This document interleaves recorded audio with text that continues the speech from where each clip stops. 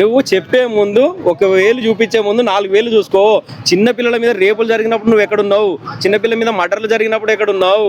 అనేక మంది మహిళలు హరాస్మెంట్ కేసులలో అనేక కేసులలో ఇబ్బంది పడుతుంటే పెద్ద పెద్ద పొలిటీషియన్లు ఉన్నారు వాళ్ళ వెనుక.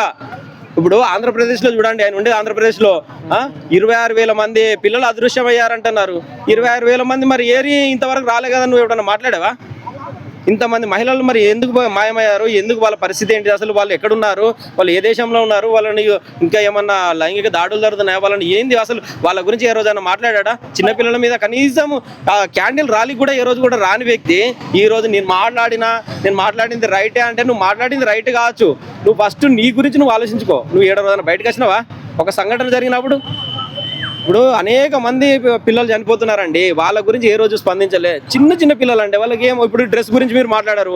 చిన్న పిల్లలు, నేను అదే అంటున్నా, 4 సంవత్సరాల పాపలు, 5 సంవత్సరాల పాపలు, వాళ్ళ దగ్గర ఏముందని? చిన్న పాపలు అండి. మరి వాళ్ళపైన జరిగినప్పుడు ఏ రోజు కూడా స్పందించలే అండి. అది కూడా మీరు పాయింట్ చేసుకోవాలండి. ఏదో పబ్లిసిటీ